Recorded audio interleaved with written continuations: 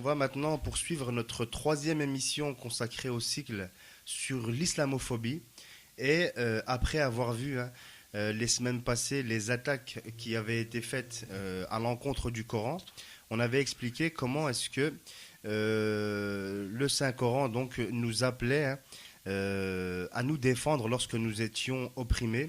Et ce n'était que dans ce cadre-là que nous avions le droit d'user entre guillemets de violence à condition d'être attaqué. Sinon, nulle part dans le message il est expliqué qu'on peut agresser comme ça injustement. Donc aujourd'hui, on va s'intéresser aux attaques qui sont formulées à l'encontre du saint prophète de l'islam, sur lui la grâce et la paix. Et parce qu'on entend beaucoup de choses, notamment voilà, on se venge en son nom, ou on parle en son nom, ou on dit des choses, ou on lui fait dire des choses qui ne sont pas le reflet de la réalité.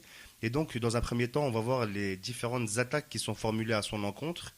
Et puis ensuite, on essaiera de décortiquer, d'analyser et d'argumenter justement pour montrer ce qu'est réellement le message du saint prophète de l'islam. Alors pour débuter, est-ce que vous pouvez nous parler un peu des attaques qui sont formulées à l'encontre du saint prophète sur la grâce et la paix? Tout d'abord, assalamu alaikum. Donc on souhaite la bienvenue à tous nos auditeurs et toutes nos auditrices. Donc c'est clair qu'on peut dire pas mal de choses sur les attaques à l'encontre du prophète. Et depuis l'avènement de l'islam, il y a plus de 1400 ans, la personne du prophète, elle est au centre de violentes polémiques, malheureusement. Et ce n'est pas le seul, il en fut de même pour les autres prophètes et saints comme le prophète Jésus, sur lui la paix, sa mère Marie, qui furent respectivement taxés de sorciers pour le prophète, de magiciens pour Jésus et de prostituées pour Marie à cause de la naissance miraculeuse de son enfant. Et ce que l'on souhaitait noter, c'est que parmi toutes ces personnes-là, c'est le prophète Mohammed, sur lui la paix, qui a subi le plus de violence et d'insultes lorsqu'il prêchait à la Mecque devant les idolâtres mécois. D'accord. Alors, est-ce que on a dans le Coran, donc qui est le livre qui fait référence et qui est la première source de la législation, de la loi en islam, alors est-ce que ces accusations, qu'est-ce qu'on peut dire par rapport aux accusations qui sont portées dans le Saint-Coran? Est-ce que Dieu, on va dire, réfute ce qui est dit à l'encontre du Saint-Prophète? Oui, donc assalamu alaikum à tous nos auditeurs et auditrices. Donc pour poursuivre par rapport à ta question, c'est vrai que dans le Saint-Coran, on peut y lire à la sourate Nour, sourate numéro 24, la lumière, au verset 2 et 3, où Dieu dit « Tu n'es pas, en parlant au prophète, un possédé par la grâce de Dieu, et il y aura pour toi certes une récompense jamais interrompue. » Donc Dieu, il est évident qu'il réfutait les propos des idolâtres mécois qui taxaient le prophète de posséder, de fou, d'ensorceler. C'est parce que justement le prophète était venu pour changer l'ordre établi et remettre de la justice sociale. Et donc c'est pour ça qu'il était attaqué en priorité par ces riches mécois. D'accord. Alors est-ce qu'on peut peut-être faire une petite parenthèse, mais ça peut être intéressant de le noter. Est-ce qu'on peut dire que sa sainte famille a subi la même chose? Effectivement, il faut savoir que la sainte famille du prophète, sur eux tous la paix, c'était dans la même logique que le prophète lui-même, et ont subi exactement les mêmes attaques, notamment l'imam Ali, son successeur légitime, qui a été calomnié par Muawiyah, Muawiyah, pour savoir, c'était un omeyyade qui ordonnait aux gens, quand il était arrivé au pouvoir illégitimement, il ordonnait aux gens de l'insulter après chaque prière du vendredi. Savoir où est-ce qu'on en était arrivé dans la communauté musulmane, où un calife illégitime ordonnait, c'est-à-dire que c'était un ordre aussi, si on refusait de le faire, on était directement châtié ou même tué. Donc aujourd'hui, les attaques contre le prophète sur les Lopez sont encore présentes, mais la manière de faire, elle est différente. Et puis le contenu et les objectifs de ces attaques, ils restent toujours les mêmes, c'est-à-dire dénigrer l'islam. Donc depuis l'avènement de l'islam jusqu'à aujourd'hui, on a toujours eu des gens qui s'opposent au message parce que c'est un message de paix, un message universel et qui renverse l'ordre établi. Et c'est pour ça qu'on a toujours des gens qui ne veulent pas perdre leurs privilèges et qui vont tout faire, tout mettre en œuvre pour justement dénigrer cette belle religion. D'accord, alors on va peut-être commencer, on va essayer d'être le plus pédagogue possible. Nous vivons actuellement donc en Occident, donc c'est une terre non islamique, on le sait, c'est une terre chrétienne. Alors comment est-ce que dans ces pays-là, donc ces pays d'Occident, comment va être dénigré le saint prophète de l'islam? Déjà, est-il dénigré et si oui, comment est-il dénigré? Est-ce que vous avez des exemples à nous citer? Bien sûr, malheureusement en Occident, la personne du prophète Mohammed sur la paix, elle est au centre de violentes polémiques. Lui aussi, il est dénigré, bien sûr. Et parmi celles-ci, on citera la polémique avec le soi-disant intellectuel Robert Redeker. Donc, on se souvient tous de cette polémique. Il avait écrit un article dans le quotidien Le Figaro, où ce soi-disant philosophe intellectuel avait opposé le prophète Jésus, sur lui la paix, maître d'amour, au prophète Mohammed, sur lui la paix, maître de haine. Ça semble assez contradictoire, étant donné ce que disait le prophète de l'islam sur Jésus. Voilà, il disait que ce sont des frères.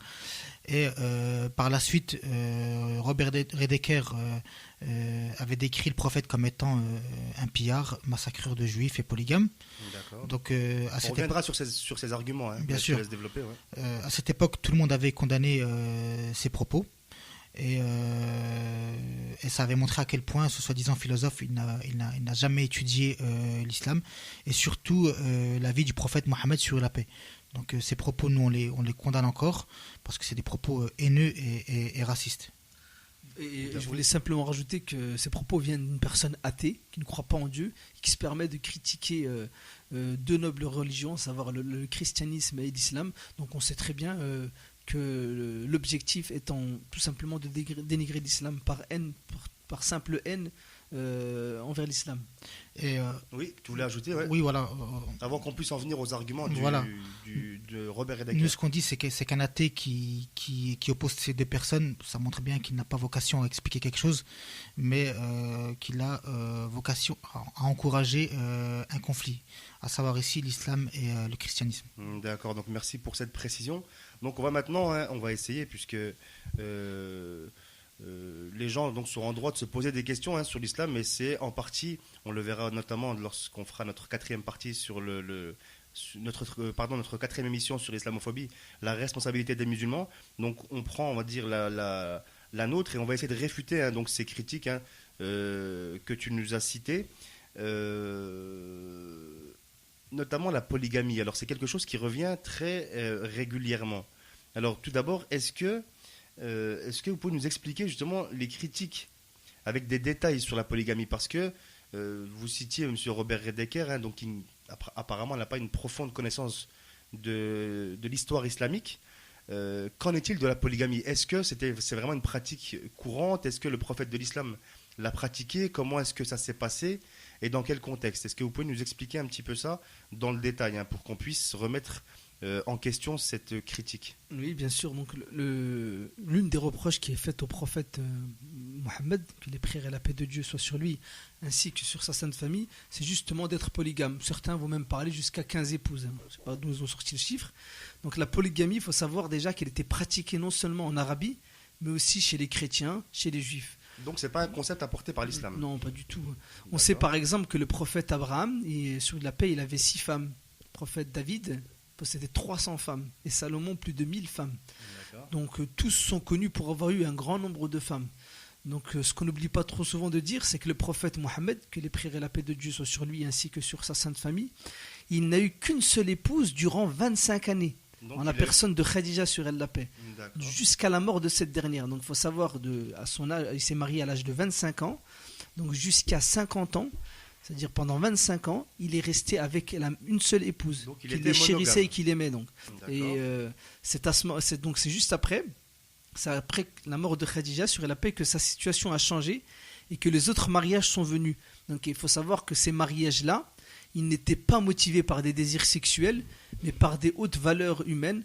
Il faut savoir que le prophète, sur la paix, il s'est marié avec des femmes qui étaient soit divorcées, veuves, ou encore vieilles, ou que personne ne voulait. Et d'ailleurs, le prophète, pour confirmer tout ça, lui-même a dit « Jamais je n'ai épousé l'une de mes femmes, ni n'est donnée l'une de mes filles en mariage sans révélation de mon Dieu Tout-Puissant par l'intermédiaire de Gabriel sur la paix. Le prophète nous explique à travers cette parole qu'en réalité, quand il faisait des mariages, c'était déjà premièrement sous l'injonction de Dieu, et deuxièmement, c'était simplement pour, on expliquait, pour des objectifs de haute valeur, et c'était des mariages qui permettaient de renforcer l'islam et qui donnaient l'occasion à ces femmes-là de ne pas rester seules. D'accord, donc pour reprendre ce que tu disais, donc le prophète, sur la grâce et la paix, a eu une très très longue période monogame, contrairement à ce que certains peuvent penser. Et donc maintenant on va parler un peu pour développer le sujet sur la polygamie, puisqu'on est dans ce thème, autant le développer. Est-ce que la polygamie est quelque chose qui existe depuis toujours, ou est-ce que c'est quelque chose, ou même la polyandrie, donc si c'est le fait pour une femme d'avoir plusieurs hommes, est-ce que c'est quelque chose qui existe ou qui n'est pratiqué que par les musulmans par exemple?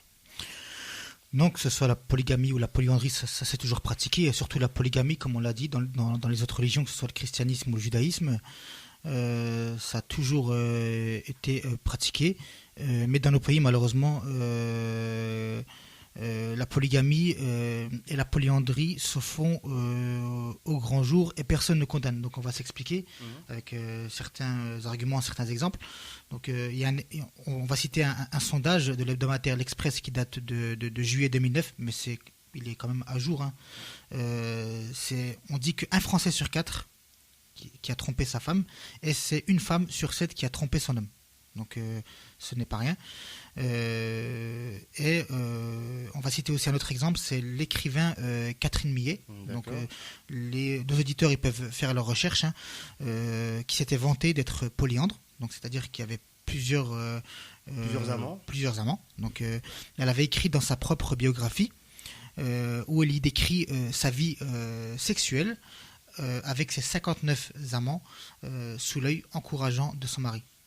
Donc ça aussi, il faut en parler. Et on invite vraiment nos auditeurs à faire leurs propres recherches. D'accord, donc merci pour ces explications. Alors tout à l'heure, vous nous parliez justement des critiques qui étaient formulées à l'encontre du prophète de l'islam. On a vu celle de la polygamie, avec comme argument fort le fait qu'il ait été pour la plus grande partie de sa vie monogame, donc avec Khadija, donc mère de Fatima Zahra, qu'on cite assez régulièrement dans cette émission. Pour la rehausser. Et donc le deuxième argument que vous nous aviez donné, c'était que le prophète, deuxième critique que vous nous aviez donné, c'était le fait que le prophète, sur la grâce et la paix, était un pillard, on peut dire un criminel anti-juif. Alors est-ce que c'est vrai, tout simplement? Il est bien évident que c'est totalement faux. Donc pour recontextualiser un peu l'histoire de l'islam et notamment le conflit qui opposait le prophète Mohammed sur la paix aux tribus juives qui entouraient Médine et la péninsule arabique. Il faut savoir que ce sont souvent les tribus juives qui ont le plus attaqué les musulmans et qui, la plupart du temps, n'ont pas respecté les pactes signés avec le prophète. Donc c'est le cas de la tribu des Beni Qaynuqa qui méprisait le prophète sur la paix. Ils trahissaient le traité de paix qu'ils avaient signé avec lui, ou encore les Beni Nadir qui avaient tenté de l'empoisonner lors d'un repas. Donc ces tribus juives, elles étaient même, avec les tribus mécoises, unies contre le prophète sur la paix pour le combattre et éradiquer l'islam durant plusieurs batailles, la bataille de Badr, la bataille de Khandaq, plusieurs autres batailles où une grande coalition s'était unie pour faire disparaître cette nouvelle religion naissante. Et si le prophète sur la paix a combattu ces tribus, c'était tout simplement pour défendre les musulmans et préserver l'islam. Donc on rappelle qu'il a eu de bonnes relations avec d'autres tribus juives qui étaient basées sur la reconnaissance et le respect mutuel. Donc si les musulmans ne s'étaient pas défendus, ils auraient été exterminés. Donc cet argument-là qui se permet de dire que le prophète ou l'islam avait pillé et massacré les juifs, c'est totalement faux. Donc du coup, avec certaines tribus, il avait des relations amicales, avec d'autres tribus qui ne respectaient pas les traités et qui complotaient. Donc du coup, il est normal d'avoir en tant que chef d'État de Médine, d'avoir une réaction protectrice à l'encontre de ses fidèles. Pour son peuple, ouais. D'accord. Donc, alors, sur le fait qu'il était aussi un pilleur de caravanes. Alors est-ce qu'il a autorisé ou interdit ça pour Non, c'est totalement faux. C'est tout ce qui est, on peut pas penser ça du prophète Mohammed. Et on ne peut pas penser ça tout simplement d'un prophète, et encore moins du plus grand de tous, du prophète Mohammed sur la paix. Alors, est-ce que, tout à l'heure, tu nous disais qu'il y avait une différence, hein, grosso modo, entre le fait d'agresser des gens et de se défendre, hein, notamment lorsqu'il avait été attaqué, lui et ses fidèles. Est-ce que, justement, Dieu, dans le Saint-Coran, hein, pour revenir à cette source de législation, est-ce que Dieu a autorisé le prophète, justement, à se défendre en cas d'attaque? Bien sûr, il faut savoir que quand l'islam était né, pendant longtemps, les musulmans ont été persécutés. Ils ont dû subir de multiples violences. Et beaucoup d'entre eux ne comprenaient pas pourquoi le prophète ne les autorisait pas à pouvoir se défendre, parce qu'ils sont injustement agressés. Et le verset était tombé à un moment vraiment opportun pour les musulmans. Et ce verset-là, il se trouve dans la sourate numéro 22, au verset 39 et 40, où Dieu dit: l'autorisation de se défendre est donnée à ceux qui ont été attaqués parce qu'ils ont été opprimés, et Dieu est puissant pour les secourir, ceux qui ont été chassés de leur maison pour avoir dit seulement notre Seigneur est Dieu. Donc à partir de ce verset-là, les musulmans, le prophète a autorisé les musulmans à pouvoir se défendre. Et il faut savoir que par rapport aux razzias, il faut savoir que l'Arabie était connue pour ses razzias, hein, ses attaques pour piller les biens d'une tribu, et c'est l'islam qui a éradiqué les razzias, qui était une pratique anti-islamique, au point que selon le célèbre historien Tabari, une femme pouvait voyager seule en Arabie d'un point à un autre sans être attaquée. Donc c'était vraiment une nouvelle, et c'était vraiment un changement radical.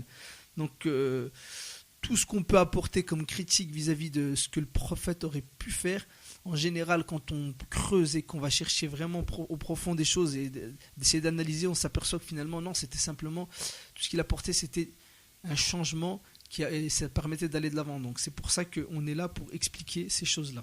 Donc pour ceux qui nous rejoignent, on parlait justement de la différence, grosso modo, qu'il y avait entre le fait d'agresser et le fait de se défendre. Et vous aviez cité notamment un verset expliquant que les musulmans pouvaient se défendre, hein, parce qu'auparavant, ils se faisaient agresser sans se défendre, et autorisation leur a été donnée de se défendre, hein, lors de la bataille la plus glorieuse, hein, qu'on appelle qui s'appelle la bataille de Badr. Donc maintenant, on va poursuivre, hein, et tenter d'expliquer toutes ces critiques justement qui sont formulées à l'égard de l'islam et du saint prophète. Alors est-ce que vous pouvez nous en rappeler d'autres avant de pouvoir expliquer pourquoi est-ce que ces critiques sont formulées à l'encontre de l'islam et des musulmans? Donc, ce qu'on a dit tout à l'heure, c'était que les attaques contre l'islam et le prophète, elles n'ont cessé d'augmenter ces dernières années. Et la personne du saint prophète, elle continue au jour d'aujourd'hui, en 2015, d'être l'objet de campagnes de désinformation lancées par certains médias et même des producteurs de films. Donc en fait, le but ici, c'est de chercher à donner de l'islam une religion de violence et de terrorisme, mais les gens ne sont pas bêtes, hein. Et nous, ce que l'on dit, c'est que chacun doit mesurer ses propos, surtout dans la critique des religions. Donc il faut respecter chaque religion. Et on a compris que ces attaques contre l'islam que l'on a expliqué en première partie, elles ont pour but et unique but de monter les Européens contre les musulmans. Et ça, c'est une chose qui est très grave et dangereuse, car si les musulmans et les chrétiens ils venaient à se combattre, donc l'humanité elle disparaîtrait à coup sûr. Et ces deux grandes religions, donc elles doivent, pour le bien de tous, elles doivent s'entendre, bien sûr. Et c'est ce qu'avaient proposé d'ailleurs certains chefs d'État qui avaient trouvé l'idée du dialogue entre les civilisations. Donc ce concept, il avait trouvé une large adhésion et avait constitué la base d'une résolution de l'ONU qui avait déclaré l'année 2001 l'année du dialogue entre les civilisations. D'accord, alors justement par rapport à toutes ces... parce que là on voit qu'il y a une ouverture quand même, et c'est quelque chose qu'il faut encourager, on y reviendra un petit peu plus tard, mais tous ces films, toutes ces caricatures, est-ce qu'elles ont pour... parce que vous avez expliqué que c'était dans le but de monter justement c'est la communauté française et européenne en général, et on peut dire même occidentale contre les musulmans. Mais est-ce que ça a un sens? Et le fait de dessiner, par exemple, le prophète de l'islam avec à sa tête une bombe. Donc ces dessins sont des dessins uniquement provocateurs, représentant le prophète de l'islam vêtu d'un turban en forme de bombe. Donc, ces dessins avaient été publiés à la base dans un journal danois et ont été par la suite diffusés dans plusieurs autres journaux européens et sous couvert de liberté d'expression ou de liberté de presse. Donc certes, l'islam soutient la liberté d'expression, mais à condition que cette liberté elle respecte les religions et les croyances de chacun. Donc, c'est pour cette raison qu'on dit que la publication de ces caricatures et toutes ces porter atteinte au prophète sur la paix, c'est pas considéré comme de la liberté d'expression, mais plutôt comme une provocation et une agression envers les musulmans.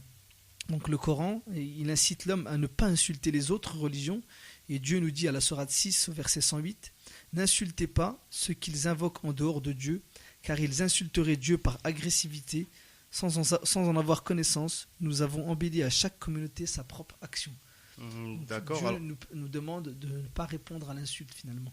D'accord. Alors comment justement, puisque tu nous expliques que l'islam soutient la liberté d'expression à condition qu'elle ne porte pas atteinte à la croyance d'autrui, mais comment devrait être utilisée cette liberté d'expression?